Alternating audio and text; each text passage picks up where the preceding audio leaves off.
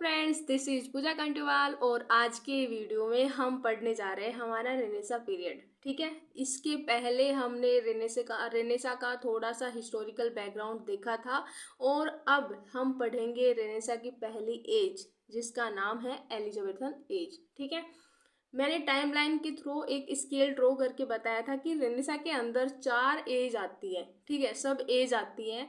तो रेनेसा के पीरियड में 4 एज जो भी आती हैं मैंने उनका नाम भी आपको बताया था और उसी की पहली एज एलिजाबेथन एज है जो कि आज हम पढ़ने जा रहे हैं। ठीक है, एक बार फिर से मैंने आपको बता दिया, अब ध्यान रखिएगा। अब देखते हैं रेनेसा का टाइम पीरियड। आपको पता है, मैं बता चुकी हूँ, 1500 से लेकर 1660 तक है। ठीक है, और अब एलिजाबेथन की अगर बात आ रही है तो ये आ गया 1558 से 1603 तक।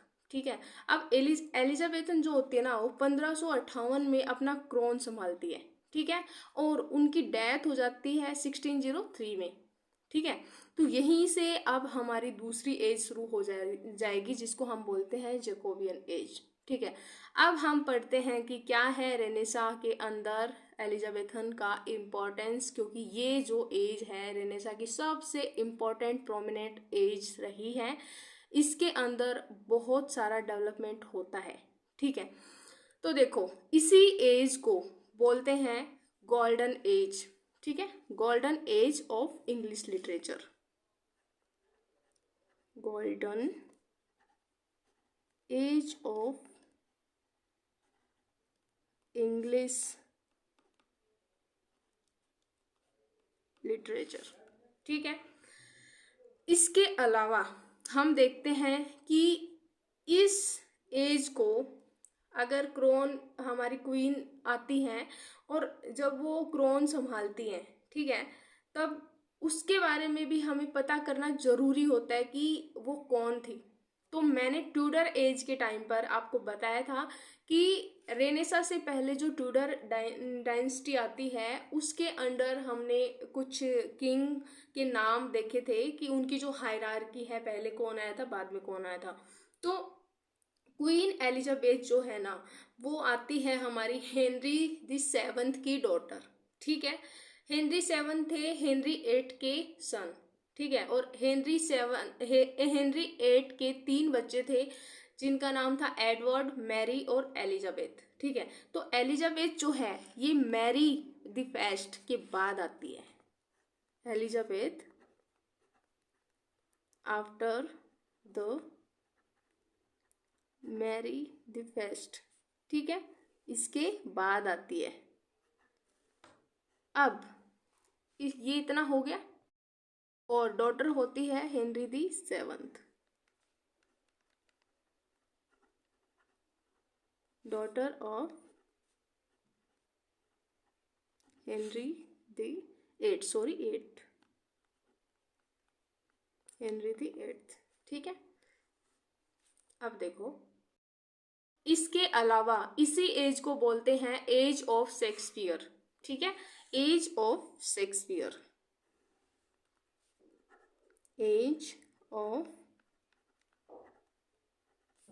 शेक्सपियर। अब देखो इसको एज ऑफ शेक्सपियर क्यों कहते हैं वो हम देखेंगे, लेकिन उससे पहले हम देखते हैं कि इसको गोल्डन एज क्यों कहते हैं। इसको गोल्डन एज कहते हैं क्योंकि यहाँ पर जो लिटरेचर होता है ना, उसका जो लेवल होता है बिल्कुल हाई होता है। ठीक है, लिटरेचर बहुत ज़्यादा ब्लूम करता है यहाँ पर, और सबसे ज़्यादा अगर कोई चीज़ हाईएस्ट पॉइंट पर जाती है, पीक पर जाती है, वो है हमारा ड्रामा। ठीक है, लिटरेचर ग्रोथ, और सबसे पहले क्या होता है ड्रामा। और ड्रामा के भी अंदर हम देखते हैं इसके टाइप होते हैं, जैसे मिस्ट्री, मिरेकल और रिलीजियस ड्रामा। और इसके अलावा जो हिस्टोरिकल बैकग्राउंड में हम देखेंगे बहुत सारे ड्रामा के लिए हम एक अलग से एक यूनिट पढ़ेंगे, जो कि हमारी यूजीसी नेट के अंदर एक अलग से यूनिट आती है, उसको हम अलग से कवर करेंगे जिसके अंदर हम डिटेल में सारी चीज़ें देखेंगे। आज के लिए हम इसका हिस्टोरिकल बैकग्राउंड क्या क्या रहा है वो सारी चीज़ें देखेंगे। ठीक है, ये एज ऑफ ड्रामा भी कंसिडर करी जाती है क्योंकि ड्रामा यहाँ पर बहुत ज़्यादा ग्रो करता है, ठीक है। हाँ, अब हम देख लेते हैं इसका हिस्टोरिकल बैकग्राउंड, क्या क्या चीज़ें इसके अंडर आती हैं।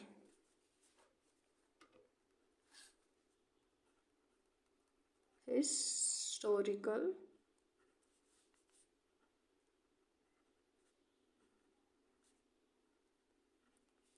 बैकग्राउंड, ये हो गया हमारा हिस्टोरिकल बैकग्राउंड।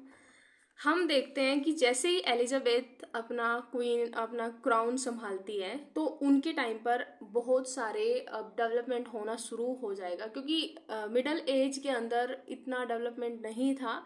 हालांकि चर्च जो थे ना वो सुपीरियर थे मिडल एज के अंदर, लेकिन सुपीरियर होते हैं इस टाइम पर भी चर्च, लेकिन धीरे धीरे चर्च का जो इम्पोर्टेंस है ना वो गिरने लग जाएगा।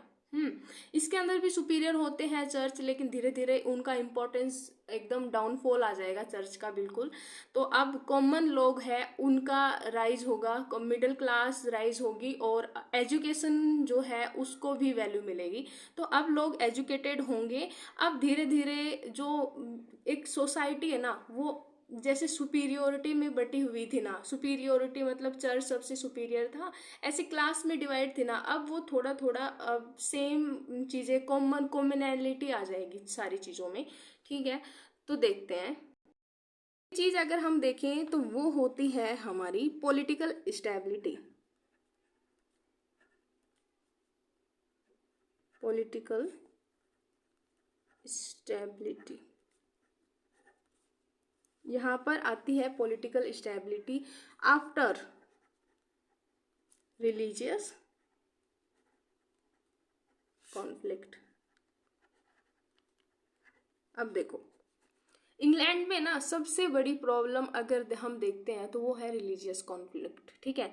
रिलीजियस कॉन्फ्लिक्ट होता है इंग्लैंड के अंदर, दो ग्रुप होते हैं, कौन से? एक तो होता है कैथोलिक, ठीक है, कैथोलिक, और दूसरा होता है प्रोटेस्टेंट।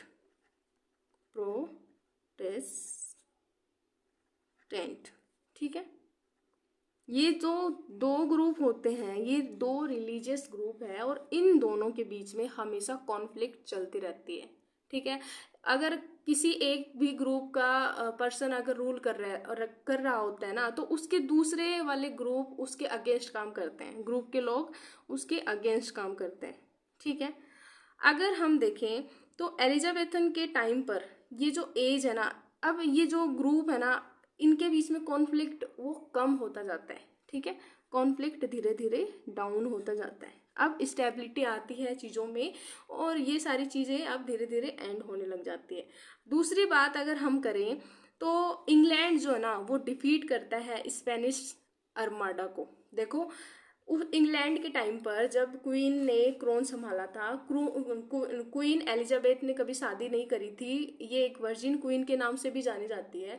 तो स्पेन के जो किंग थे, पावरफुल किंग, वो इनके पास प्रपोजल भेजते हैं, ठीक है। वो इनके पास प्रपोजल भेजते हैं जिस प्रपोजल को एलिजाबेथ कर देती है रिजेक्ट, ठीक है।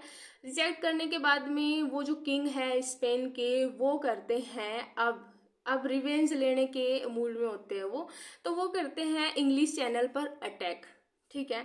जब वो इंग्लिश चैनल पर अटैक करते हैं तब इंग्लैंड के जो लोग हैं वो इंग्लिश जो स्पेनिश लोगों को हरा देते हैं वहां पर, और उसी जो कॉन्फ्लिक्ट को हम बोलते हैं स्पेनिश आर्माडा, ठीक है।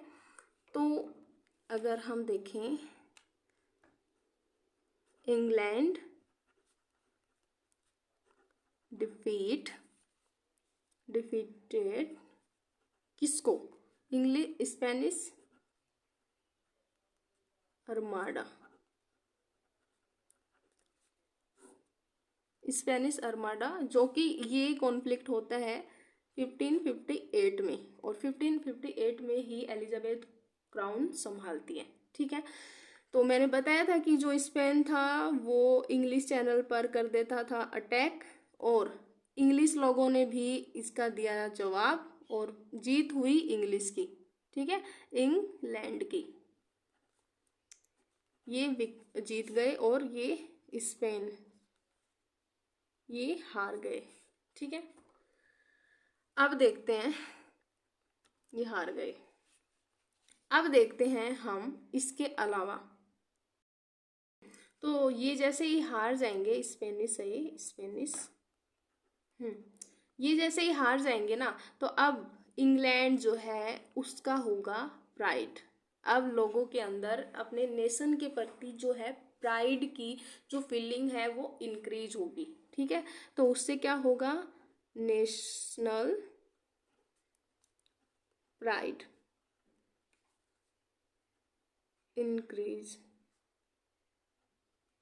ठीक है, उसके अलावा हम देखते हैं, अब जो इंग्लैंड है ना वो बन जाता है एक पावरफुल सी नेशन। ठीक है, बिकम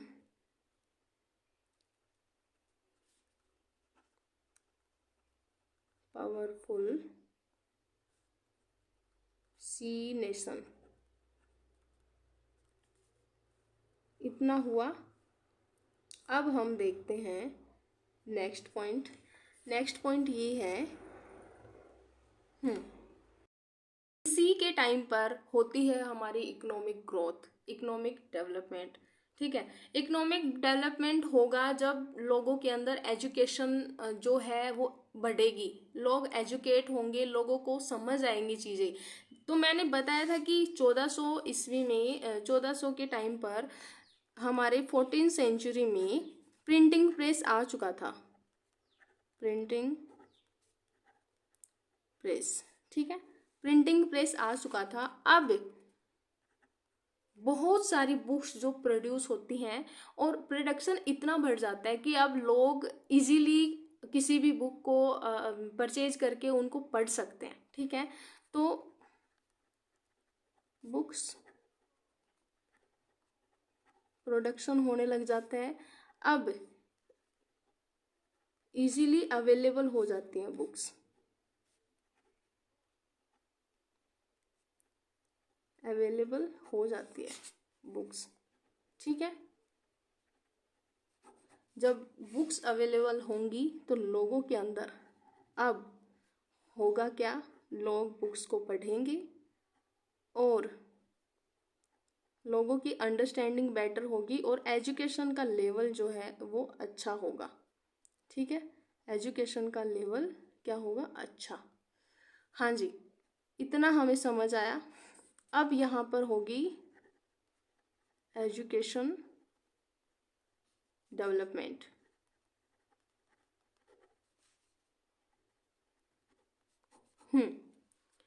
जब एजुकेशनल डेवलपमेंट होगा तो इकोनॉमिक ग्रोथ बहुत ही अच्छी होगी।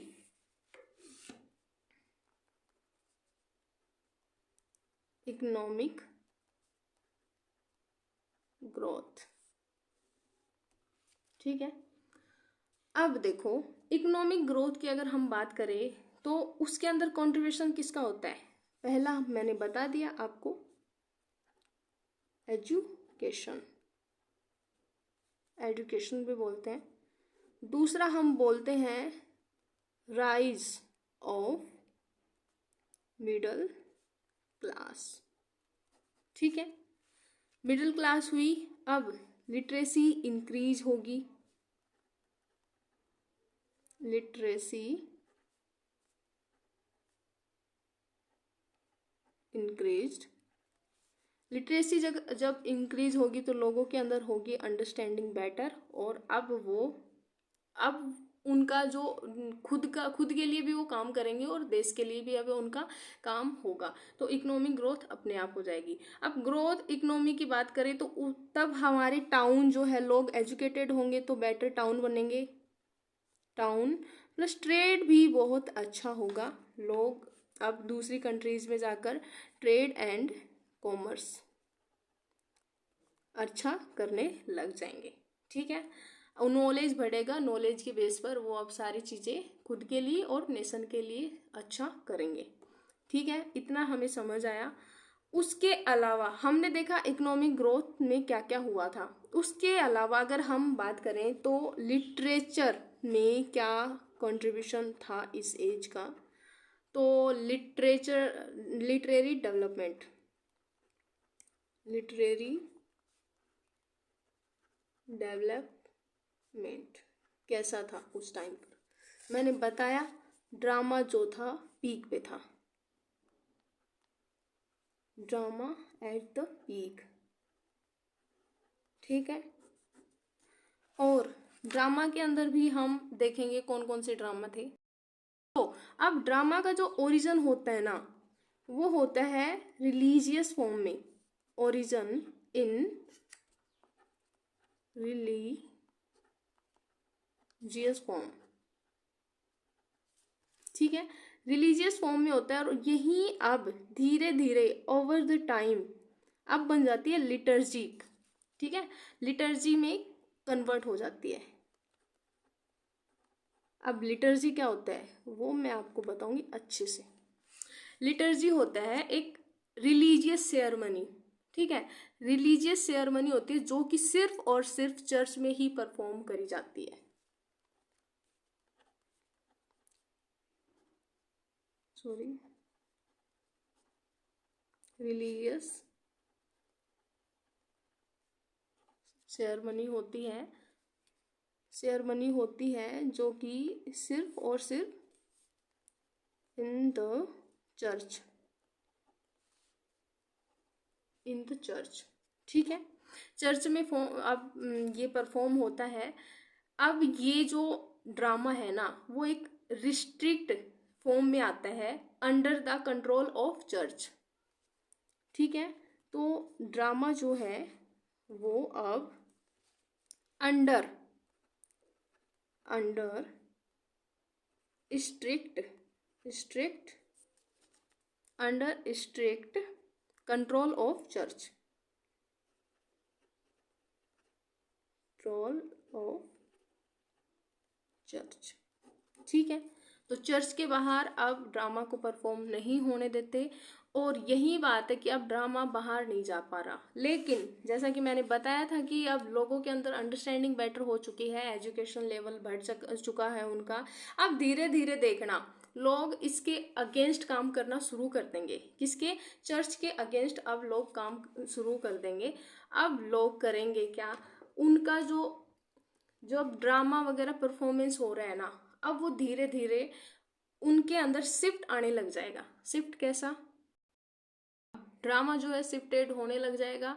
अब अगर हम देखते हैं पहले चर्च में परफॉर्म होता था, चर्च में, अब चर्च से शिफ्ट होकर वो आ जाएगा चर्च के पोर्च में, चर्च पोर्च, ठीक है। मतलब चर्च का जो बाहर का बरामदा होता है उसके अंदर परफॉर्मेंस होने लग जाएगा।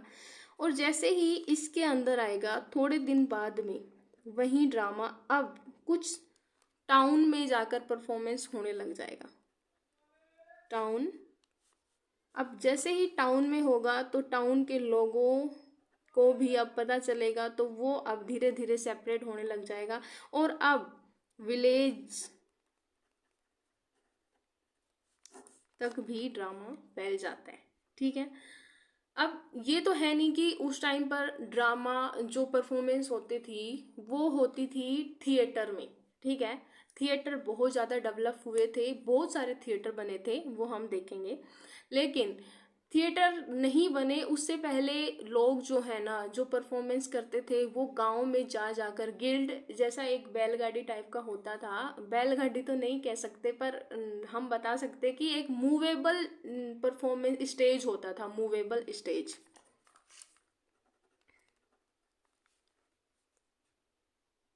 हाँ, मूवेबल स्टेज होता था, एक गाड़ी में होता था वो, तो वहीं पे वो परफॉर्मेंस होती थी। वो लोग गांव गांव में जाकर अपना परफॉर्मेंस देते थे, ठीक है। ये मूवेबल गाड़ी होती थी, इसके थ्रू वो अपना परफॉर्मेंस देते थे। इसके अलावा हम देखते हैं कि जो परफॉर्मेंस होती थी ना वो मैं मतलब उस टाइम पर भी होता क्या था कि जो लिखे जाते थे, मेनली जो ड्रामा लिखे जाते थे वो किसके द्वारा लिखे जाते थे? मेनली रिटन बाय क्लर्जीमैन, हाँ, क्लर्जीमैन, क्लर्जीमैन कौन थे? चर्च वाले लोग, जो सुपीरियर लोग थे सिर्फ वही लिखते थे। और एक्ट भी, acted also by clergy man, act भी क्लर्जी मैन के थ्रू ही होते थे। अब हम इसके अलावा देखते हैं कि जो ड्रामा लिखा जाता था ना, तो ड्रामा की जो लैंग्वेज थी, ड्रामा लैंग्वेज, ऑब्वियसली जो लोग लिख रहे थे वो कौन थे? क्लर्जीमैन। क्लर्जीमैन कौन थे? चर्च के लोग। और चर्च के लोग कौन थे? सुपीरियर। सुपीरियर कौन सी लैंग्वेज लिखेंगे? लैटिन। ठीक है, तो लैटिन लैंग्वेज उस टाइम पर सुपीरियर मानी जाती थी, लैटिन में ही लिखा जाता था। अब धीरे धीरे ये लैंग्वेज इंग्लिश में होती जाएगी, टाइम चेंज होते ही अब लैंग्वेज इंग्लिश में भी ड्रामा परफॉर्मेंस होने लग जाएंगे। ठीक है, इसके अलावा अगर हम थोड़ा सा देखें कि ड्रामा के जो फॉर्म थे उस टाइम पे, अर्ली रिलीजियस जो प्ले थे, अर्ली ड्रामा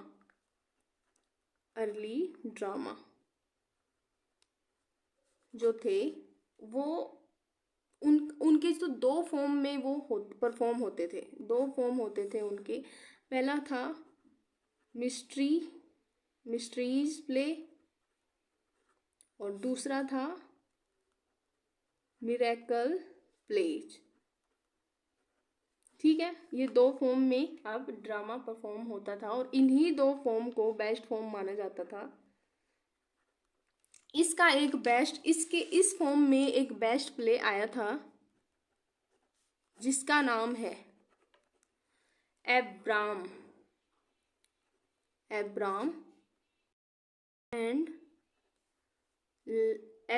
एंड इसाक। ये उस टाइम का बेस्ट प्ले था और इसी प्ले को परफॉर्म किया गया था पहली बार मिस्ट्री एंड मिरेकल प्ले के रूप में। तो ये हो गया हमारा आज का कंप्लीट। इसके अलावा हम देखेंगे दूसरे वीडियो में। हाँ जी, तो ये हमारे रेनेसां पीरियड कंप्लीट हो चुका है। नेक्स्ट वीडियो में हम करेंगे अगला। Thank you for this.